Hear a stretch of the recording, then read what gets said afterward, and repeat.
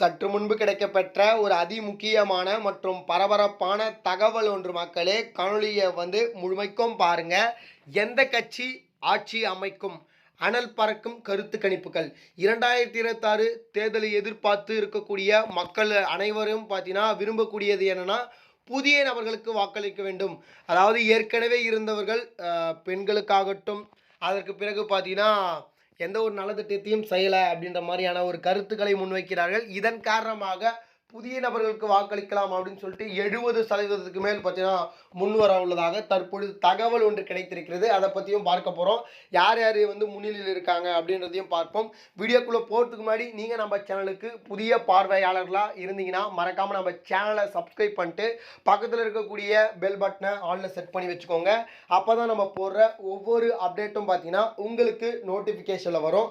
இப்போ வாங்க வீடியோக்குள்ளே போயிடலாம். அதாவது 2026 தேர்தலை எதிர்பார்த்து நிறைய விதமான மக்கள் காத்துட்டு இருக்காங்க. இந்த ஒரு சூழ்நிலையில் பார்த்தீங்கன்னா, அதாவது ஏற்கனவே வாக்களித்த ஏடிஎம்கே மற்றும் டிஎம்கே மக்களுக்கு எந்த ஒரு நலத்திட்டத்தையும் செய்கிறதில்ல.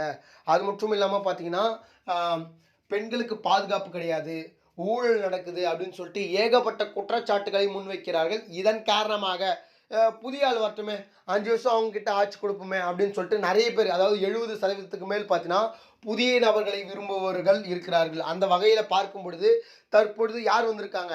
தாவேகா தலைவர் விஜய் அவர்கள் தான் வந்திருக்கிறார். அதனால் பார்த்தீங்கன்னா விஜய் அவர்களுக்கு 70% மேல் பார்த்தீங்கன்னா வாக்குகள் வருவதற்கான வாய்ப்புகளும் இருப்பதாக சொல்லப்படுகிறது. இதை தொகுதி வாரியாக எடுக்கும் பொழுது பார்த்தீங்கன்னா ஒவ்வொரு தொகுதியிலும் ஒவ்வொருத்தரும் முன்னிலையில் இருக்காங்க. அதாவது அதிமுக தொகுதியில் அதிமுகவில் இருக்கக்கூடிய நபர்கள் முன்னிலையில் இருக்காங்க. டிஎம்கே தொகுதியில் டிஎம்கே.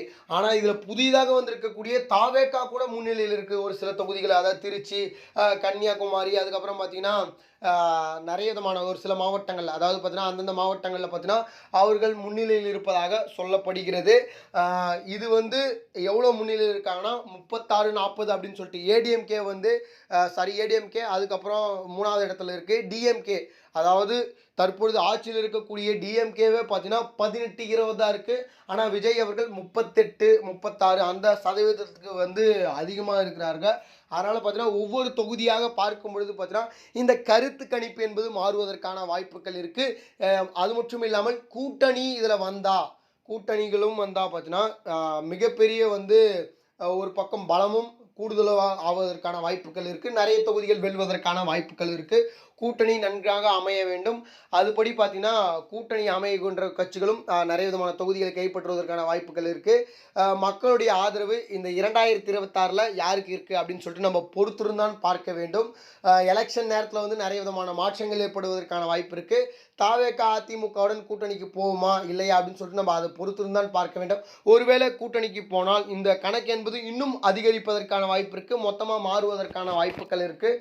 இது போல சுவாரஸ்யமான அரசியல் உண்மை நிலவரங்களை நீங்கள் உடனுக்குடனே தெரிஞ்சுக்கணும்னு நினச்சிங்கன்னா நம்ம சேனலை மறக்காமல் சப்ஸ்கிரைப் பண்ணிட்டு பக்கத்தில் இருக்கக்கூடிய பெல் பட்டனை ஆலில் செட் பண்ணி வச்சுக்கோங்க.